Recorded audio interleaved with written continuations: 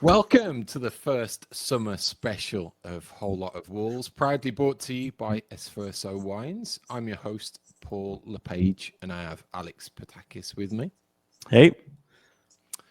And the show is indeed a special because of our guest. In his near decade at Wolves, he played over 300 times, became known for having a knack of popping up in the right place at the right time with some important goals. Experienced the highs of a championship winning promotion and stay in the Premier League under Mick McCarthy, but also some of the lowest of lows with that double dip relegation to League One. But as an experienced figure, he was crucial in helping the club to bounce back with the League One title in 2014. Internationally, capped 43 times for Wales and was a member of that unforgettable squad that captured the hearts of the nation by reaching the semi-finals of the Euros in 2016. Now a familiar voice, especially for those of us overseas who watch the games on the international broadcast, as he's a popular co-commentator. It is our pleasure to welcome Dave Edwards. Thanks for having me. That's quite the intro. Sounds like I've done a lot of stuff. It doesn't feel like that, but no, thank you very much. So, firstly, Dave, importantly, can you confirm or deny that Marshall Manetsi is the Zimbabwean reincarnation of Dave Edwards? Well, I'm definitely leading his fan club. I would say that it's. I find it quite refreshing that I'm able to watch a player like Marshall Manetsi, just because, yeah, he plays very, very similar to how I played, and I can really understand, I suppose, from a tactical and analytical point of view, a lot of the stuff he does, and it will go very unnoticed at times. He does a lot of running off the ball. He does a lot of unselfish runs, but one thing he definitely does do is help his teammates around him, makes them look better, and that's something I always felt like I try to do. So yeah, I love him. I think he's been a really welcome addition to the squad. And he gives us a lot of balance as well, because we've got a lot of very good technical players. And I do think we need that other option of someone running on beyond, running in behind. And it definitely helps the likes of Jorgen, Strand Larsen and Matheus Cunha in particular. So, yeah, I'm all for Marshall Manetsi. So if I'm being likened to him, I think that's a big compliment to myself. So you mentioned a lot of his qualities. Do you think individually that his profile is going to be pretty crucial to that team next season? Absolutely. Like I said, it's, as a fan, you naturally want all of the technical mavericks on the pitch, but I can pretty much guarantee that if you played the, say, 10 most technical outfield players as a team, it just wouldn't work. So you need different types of players, and I find that in particular for the Premier League, his physicality, his dynamism, intelligence as well. I think he's a very intelligent footballer. I think that'll play a massive part into Wolves being successful. And I fully expect him to be a starter, especially in the system which Vtor Pereira does play. Like I said, I think he brings out the best in other people around him as well. So, yeah, I think he's made for the Premier League, and whilst there will be games undoubtedly where he looks like he's not offering a great deal, the game might pass him by, but Vitor Pereira will always know that he's going to get an 8 or 9 out of 10 off the ball for him, and you need that reliable type of figure in an 11 as well. So yeah, fully expecting to be a huge player for us next year. So as an American watching the broadcast, we always enjoy when there's a little bit of a Wolves flair and we get a game that you're on it. Curious to know, though, when you were getting ready to hang up the boots, was it always part of the plan to get into commentary and media? I think probably as I was nearing retirement, I was very sort of ready for retirement in the fact that I'd done a lot of work in the build up to of different things I wanted to do. I've got a few different business interests, which I do. And at one point, as much as I love football and do like the idea of being a coach, I just felt for that stage of my life that it wasn't really going to be the right fit for me, because as a footballer, you're very, very selfish in the things you do. You're completely self-absorbed in making sure you're in the best place possible, mentally, physically, everything, just for a training session, let alone a game. And that can really take its demands on the family environment, I think. And then obviously with the emotions involved in football, where if you win, you're kind of high as a kite, and if you lose, you're really low. I was quite keen just to come away from that for a little bit. And then if I really miss football, the day-to-day stuff, then coaching would still be an option. But I kind of fell into the media at the back end of my career, got presented a few opportunities and wanted to try it out. And then I realized quite quickly that it was a really nice way for me to stay in football, and I enjoyed it. I've worked really hard at it as well. I think that's important. I don't think you might be able to fluke getting onto some commentaries or some shows as a pundit once or twice, but it's so competitive that you'll quickly get found out. So it's a profession which you really need to work at. And I feel quite lucky now that I've sort of done as many, or had as many appearances as I have sort of behind the microphone. I think I've done nearly 70 games this season, which is amazing. So I really enjoy doing it. I feel like I've moved into the stage now where I'm a broadcaster who used to play football rather than a football player who does broadcasting. I think there's a big difference to that. And I feel like I've just moved to the other side of that balance now, which is quite nice. But it's even nicer when I get asked to do Wolves games, because firstly, it means half the prep, because I kind of know everything about Wolves anyway. I'm so used to watching them. Even if I'm not working a weekend and me and my son can go to a Wolves game, we always do. If I can't get to a game, I'll always watch the full game back. So from a preparation point of view, it's a godsend when I do Wolves games. It's always good listening to co-commentators when they're not so far removed from the game, like yourself, Dave, to give that perspective of what's going on. And one area we'd like to hear what you say about is culture in the dressing room, how important it is. And this is a two-part question, really, because how significant do you think that culture shift was behind the scenes when Vtor Pereira came in? Certainly with some of the stuff maybe around Craig Dawson, Mario Lemina, some of the situations they had to tackle. Yeah, it was obviously something which needed to happen. I feel quite fortunate that within my playing career, I really saw sort of the old guard and the new guard in terms of when I was first coming through.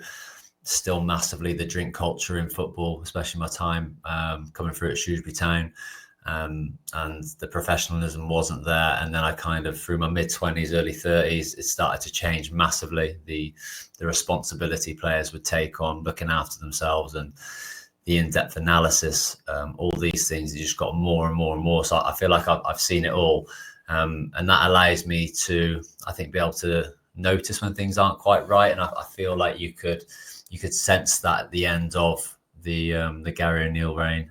Gary O'Neill, someone who I really liked. I think that the first year he did a terrific job. But as it was coming towards the end, you could tell that the dynamic wasn't quite right with the players. It was a very, very emotional dressing room. And I think he touched on that quite a few times. But it seemed like it was a little bit having a negative effect on things. And it really needed someone like Vtor Pereira. I liken it to Nuno. I liken it to Mick McCarthy. I liken it to Chris Coleman, even all the way back to some of my Shrewsbury managers, Gary Peters. I think it's really important that a manager has that authority right from the start and makes big calls, big decisions, knowing it's for the better of the team, not just trying to keep people happy. And obviously, Mario Lemina, club captain, to make a call on him so quickly, I thought put a real line in the sand to kind of say, this is my team. This is the way I'm going to go about it. And if you're on board, great. But if you're not, then 1,000,000% you are not going to affect what everyone else is thinking as well. So you're either going to leave or you'll be kind of cut adrift. And he's done the same with Craig Dawson. I think both of them are very good people, but just not the right fit for what Vitor's trying to do. So I think making those big decisions was important rather than just trying to muddle through to the end of the season. And you can see now that it's a completely different team in terms of the way they play for each other, the togetherness on the pitch, the emotion that I keep talking about as well. It's controlled. It's, they have a lot of control in games anyway, I feel, under Vtor Pereira. So some really, really good signs moving forward. But it all does, I think, transcend from those first couple of days, weeks on the Vtor Pereira where he had to make those big decisions. I think that it had a really galvanizing effect on the rest of the group. Do you think he really leaned into Matheus Cunha, knowing that he's a character, he's a maverick, but he's that type of player that's going to be crucial to the team staying up in some form or fashion? Do you think that was an individual that he looked at and made it work with him? Or do you think he just naturally felt that Cunha was still a good fit regardless of personality? I think it was a bit of both with Matheus Cunha, to be honest. He had single-handedly carried our season, I think, up until Vtor Pereira came in. He was that good. We would have been really cut adrift without him. He scored some really important goals, and he looked like our only real attacking threat. So I think when Vtor Pereira comes in and he sees it's an emotional group, he sees that Matheus Cunha is a part of that, it was a bit of a balancing act, saying we do need this player because from an attacking point of view, he could, because obviously at the point he took over, we were in real relegation trouble. We were second to bottom. Things were looking really daunting to stay in the Premier League. And I don't think at that point you can risk taking your best player out. Whereas with someone like Mario Lemina, when you've got João Gomez and Andre already in that position, two players he knows really well, he would have been able to feel that he could make a decision on that. Whereas Matheus Cunha, I think he's had to work with him a little bit. And I think he's been rewarded. There was obviously still the little blip with the Bournemouth things where he did get banned. But what Vtor Pereira did really well, I believe, is he come out in the press on quite a few occasions and said that it wasn't acceptable. Some of the things he was doing, he commented on his body language a few times. He left a lot of subliminal messages in press conferences where he felt like he was talking about Matheus Cunha, but without naming him. And I'm adamant that behind the scenes, then he would have worked really hard with Matheus Cunha, trying to make him understand how important he is for the team. And how it will have a positive effect on his own career, like it has done, in terms of he's obviously wanted to progress and move on to another club. But for that to happen, then he needs to produce his best stuff at Wolves, which he undoubtedly has this season.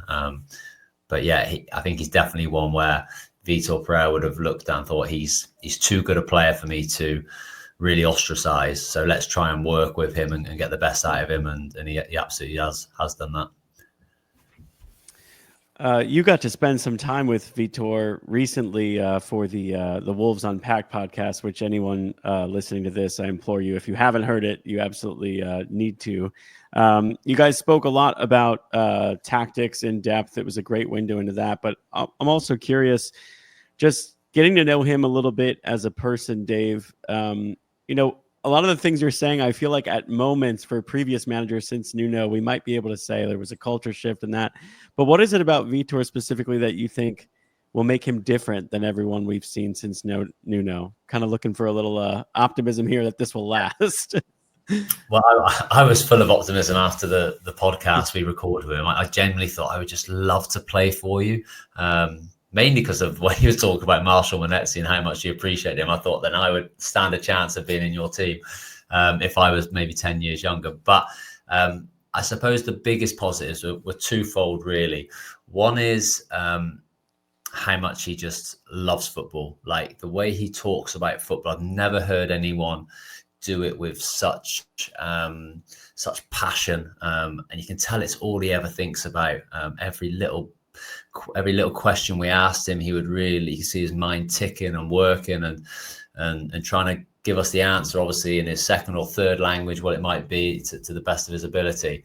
So I think from that side, just a real passion for his job, understanding how to get the best out of his team, always looking to improve. That's huge. But then also, I feel like he owes Wolves something. I feel like that's what he's given off, that he's been desperate to be a Premier League manager for so long, that Wolves have given this opportunity. So he's thinking, I have to repay this football club. And I think you see that with his relationship with the fans. He's fully cemented himself in the community. The way he talks about the city, how it's a one club city, and that makes it easier to connect everyone. How he wants his players on the pitch to be a representation of Wolverhampton. he understands it. And I think for a foreign manager to do that so quickly, that's going to give him the upper hand, definitely. And then undoubtedly things go wrong. He's had a couple of losing streaks in his reign, but Wolves fans are stuck with it massively because they can see the bigger picture. But then it is his actual managerial knowledge, the way he sets up his team, the way he wants to play in possession, out of possession. I honestly think he's an elite manager. And I feel very lucky that we've got him at Wolves. Like I keep saying, try not to say it with too much optimism, because I don't want to be burnt next season if things don't go right. But it's honest, at this moment in time, I can't see a negative of Vtor Pereira and what he's going to do, because I keep saying, obviously you're going to lose games at some point because it's the Premier League, it's the best league in the world, but I can't see anyone else out there at this moment who is better suited to take this Wolves team forward. And then hopefully he gets the signings he wants in the summer. I'm not quite sure exactly who we're going to lose. There's going to be players, there's no doubt about that. But if he can go into next season with a squad he's happy with, then I just can't see how it can't be a successful progressive season for Wolves. One of the things he said about his own style too, I thought was interesting, was the simplicity of it. And it's not a really complicated game that he wants to play. Gary O'Neill, I think, revealed himself many times as a great tactical mind, but as a player, is that kind of a relief? The fact that it's not very complicated what we're looking to do. Yeah, I think you've hit the nail on the head. I was always a player which liked as much information as possible. I loved the analytical side of football. I would watch so many games back, watch my opposition, all those sorts of things. But I don't think that was the norm. I think a lot of players want to play with less information. They want to play more instinctive, which is when footballers are at their absolute best. And I feel that maybe at times in previous regimes that you can tell there's a lot of information going into the players, and are they able to fully digest all of that? And especially when you put into sort of different languages, different cultures, all those sorts of things. And there's been an obvious shift from Vtor Pereira that less is more. Very simple in the way he wants to set up his team. And then it's just almost like week on week, he's just adding another layer. And I feel like the identity of the team's getting stronger and stronger each week. But you're right in the simplicity in which he wants to play. And he explains it really well. So I imagine if he can explain it to us and to the press and to the fans, then with all the time he gets to the players, then that will be easy for them to digest. It's about trying to draw people onto you, and then trying to find the space and attack quickly when those moments come. And it's out of possession. Every opportunity can be pressed forward. If not, and we can't get around the ball, we get back into our shape. That's kind of safety blanket which Nuno used to play under. Loads of similarities with Nuno, but I actually think their tactics are very, very different. But yeah, I definitely think, like you said, stripping things back to basics. When I was at the King Power for his very first game, just defending corners in the warm-up, it was just something which we were having a real horrible time with, and no one's mentioned it in the last 6 to 8 weeks how bad we are at defending set pieces. And I think that's a massive positive we've got to take from it. But yeah, simple stuff. So into the summer, Dave, at the time recording, a lot of speculation around Matheus Cunha's departure. Likely Nelson Semedo too, already this week confirmed. Pablo Sarabia is moving on. It's going to be a summer of transition, but the positive is that we've got a very good central spine of the team that remains. But will those players be feeling any type of anxiousness around a transitional period? Or is there just a feeling that it's par for the course as a professional footballer? I think there'll be different views. I feel that the better players, if you like, the ones who are who've got the higher ceiling to get to, they'll want to see better players around them. Obviously, because it helps the team, helps them. But there might be players who are sort of squad players and things like that. They won't be as bothered because there's more opportunity for them to play. But like you said, the spine of the team, I think in particular, I think somebody asked me about goalkeepers the other day. If it's an area that Wolves should try to improve, I don't feel like there's a need to do that. I think Jose Sá, since Vtor Pereira has come back in, or he's come back into the team under Vtor Pereira, I think he's been really solid. And are you going to be able to do much better than Jose Sarr? I don't necessarily think so. So I'd be very happy to keep Jose Sarr as number one for another few seasons. I think he's been good in the main. And then you've got Agbadu as your central member of the back three, and then you've got Totti and Doc and Mascara. You've got real strong foundations there, and then the heart of our midfield, which is just up there with any Premier League team, in João Gomez and Andre, and then Jorgen Strand Larsen up front. So the middle of the team is very strong. It's just about what you do around that. I feel that Nelson Semedo will be a huge loss if he does move on, which it looks like from reports that he will do. Firstly, as a player, I think he's one of the best fullbacks in the league. And then secondly, the role he's come into this season with having the captaincy thrust upon him in sort of January time, and the response that the team has had around that, and from people I speak to inside the football club saying what a calming influence he is on the group, and how everyone has the utmost respect for him. So I feel like he's going to be a really difficult player to replace, and someone I feel that they'll have to try and replace with experience as well. I don't feel that we necessarily at this moment in time have the right development players to go and step in and play week in, week out in the Premier League. You've got Pedro Lima, who he's going to need a few more years. You've got Rodrigo Gomez, who's going to be a fantastic player. But I feel like if he goes and plays 20 Premier League games next year, that'll be a huge bonus for him. So I feel like we need to really replace with experience. And then with Matheus Cunha, we've known he's going to be leaving for quite a while. So I think everyone's got their head around that one.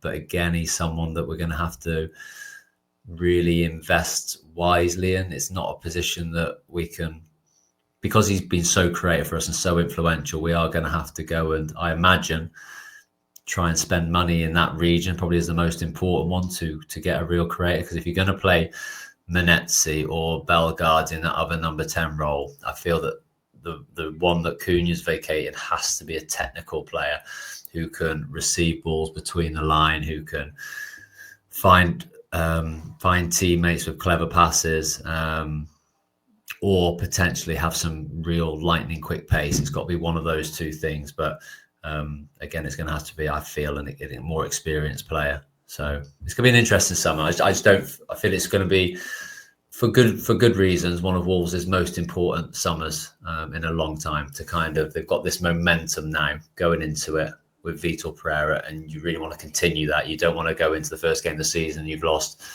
3 or 4 really key players and you're not sure about the replacements. So it'll be interesting. For the first time in a while, it feels like we're not talking about the need for a true number 9 going into a summer for Wolves. But believe it or not, there are still a faction of Wolves fans who question whether or not Jorgen Strand Larsen can really fill the boots of Raul. What would you say to those people who still doubt his overall game? You've got to give him more time and understand what he does do to the team. Again, a bit like Manetsi, he's a very unselfish player, but he has got good numbers behind him. I feel like we had 6 months where we weren't playing to his strengths at all. That we're putting no real balls into the box. You actually look at his shots on target ratio and all these things. It's very, very high. The one area he does really need to improve, and he said this before, is hold up play. He needs to use his body better, needs to be a bit stronger. But I feel that is getting better. And again, with Manetsi, I think it helps Jorgen because he's running on because Manetsi's running on beyond, and it's taking defenders with him, and that just gives Jorgen a few more moments on the ball, so he's not constantly getting pressured by centre backs when it's going into him. But I think he's had a fantastic first season. His first season in the Premier League, coming to a new country, and I'm really, really happy that he's gone on to beat Raul's record of being the sort of the most debut goals in a Premier League season. To get 14, I think he finished with, didn't he? And he's had a few injuries in there as well. He's been brilliant. He's only going to get better next season. I do think we need to recruit to bring in another striker, but maybe not the same mould as what Jorgen is, because I'd fully expect him to be our starting number 9. But can you bring somebody in who's potentially pacey, can play as a 9 or can play as one of those 10s? Anywhere someone who can play across those front 3 positions and be a bit more of a utility player across there. I think that's the area we need to look at. But we shouldn't be looking to bring in another number 9 to replace Jorgen Strand Larsen, because as a football fan, you can naturally be negative and look for the things you haven't got. But if you look at what we have got in Jorgen Strand Larsen, there's a lot of good things there. You watch a lot of football, Dave, obviously. So what do you think the threat of the 3 promoted teams from the Championship will be in the Premier League next season? You always think that one will break out the pack and have a good go. We haven't seen it in the last 2 years. I thought Ipswich's recruitment was brilliant, and they haven't quite managed to get going. Without my Wolves hat on at the moment, with just a generic football hat on, I really hope one of them can stay up, because it's becoming a bit of a sad thing for the football pyramid. I believe that if the gap is too big now between the Championship and the Premier League, then it takes away all the good things about our football pyramid. So I hope it is a little bit closer next year and somebody can break out of that pack. You look at the 3 teams that are promoted, they could all potentially do it. I was worrying for Sunderland a little bit, but they've got a young team, and if they had the right experience, and you never know. Obviously, Burnley are doing it a completely different way to what they did last time, being defensively strong. That may really help them, but are they going to have enough goals? And then Leeds, you just never know with Leeds sort of how they're going to do. So I wouldn't hang my hat on any of them in particular being the ones to stay up, but I do hope for football that that one of them does hopefully do it this year. But I hope that Wolves are in the top half, so it doesn't affect them one bit. That would be nice anyway. But like I said, there's so many things going into it. I think the PSR stuff is making it very difficult for a lot of clubs and for promoted teams to come up and not be able to spend their money properly and then be worried about what's going to happen the following season. It's tough for them at the moment. All right, we're going to end with a super fast quick fire round, throwing these questions straight at you, Dave. So firstly, the best player you played with during your time at Wolves? I'll say Helder Costa, because I had a good full season under Helder and he helped me. I think he set up 8 of my goals in a 10-goal season. They're all tap-ins. So I'll say Helder. I saw the very start of Ruben and Jota, who were incredible, but I didn't really play enough football with them. So Helder Costa. Hardest opposition player you came up against during your career? 3 standouts: Paul Scholes, Michael Essien, and Moussa Dembele from Spurs. Favorite goal of yours, either for club or country? 2 that stand out. My goal against Leeds on Easter Monday to win the game 4-3, that header. And then another goal, which was full of emotion at the time, was I scored a goal to go 4-3 up again at the side in front of the South Bank against Fulham. But we ended up drawing 4-4. They scored a really late one as well. But for like a rush of emotion, those 2 goals were, my standouts. Who's the one player on the current Wolves team that you'd have absolutely loved to play alongside? I think Andre, because he would just give me so much license to go forward, just always there behind you. So Andre or Matheus Cunha, because I think he would find me with so many passes. I'd make a lot of runs as a footballer, and you only get picked out maybe 1 in 10. But I feel like he'd have the ability to do that a little bit more. And finally, this may be a little tricky, but the next Wolves captain will be who? At this argument all day, no, I don't think there's any massive standouts. I'll go for a club captain of Matt Doherty. Like it very much. Dave, thank you for coming on to Whole Lot of Wolves. Your insight's been phenomenal listening to you, so I really appreciate it. Thanks a lot. No, thank you for having me. I really enjoyed it, and I'd love to come on again. So give me a shout next season when we're pushing for those European places. We'll hold you to that. Thank you.